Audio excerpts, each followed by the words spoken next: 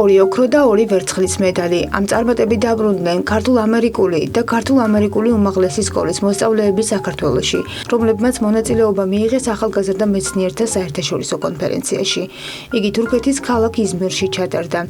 ICY-ის მასშტაბური საერთაშორისო პროექტია. ამჯერად ახალგაზრდა მეცნიერები 28 ქვეყნიდან თავიანთ მეცნიერულ მიღწევებს წარმოადგენენ.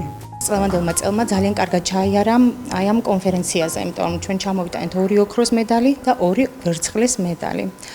ქართულ-ამერიკული სკოლიდან მოსწავლეები მეცხრე კლასელები იყვნენ, შედარებით პატარები იყვნენ მონაწილეთა შორის და მათთვის ეს წარმატება იყო მართლაც აღსანიშნავი და მოულოდნელიც ერთი მხრივ. ქართულ-ამერიკული და ქართულ-ამერიკული უმაღლესი სკოლებიდან 8 მოსწავლემ ჩვენი ქვეყნის სახელით კონფერენციაში მონაწილეობა მიიღო. ჩვენთვის ეს იყო პირველი საერთაშორისო კონფერენცია და ცხადია, მასში მონაწილეობა იყო ძალზე მნიშვნელოვანი, თუმცა ქართულ-ამერიკულ სკოლაში ვსწავლობ და სკოლაში მიღებული ცოდნითა და შეძენილი უნარებით შევძერით საერთაშორისო ასპარეზზე წარმატების მოპოვება. მარი ხანიშვილი და გიორგი მესხი საერთაშორისო კონფერენციიდან ოქროს მედლებით დაბრუნდნენ.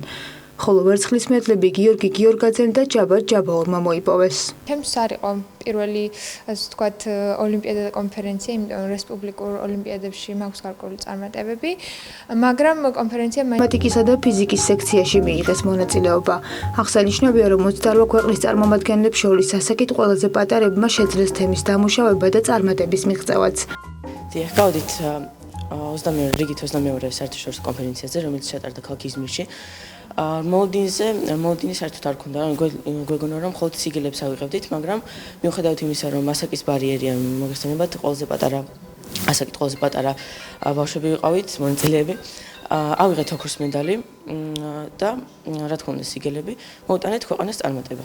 სკოლა ქართულ-ამერიკული უმაღლესი და ქართულ-ამერიკული სკოლა გამოირჩევა ერთი მხრივ შეგვიძლია სამეცნიერო სკოლაც ვუწოდოთ, იმიტომ რომ ძალიან დიდი ორიენტირია გაკეთებული მათემატიკის, ტექნიკური საგნების და ინგლისური სწავლების მაღალ დონეს. ეთმობა ძალიან დიდი ყურადღება.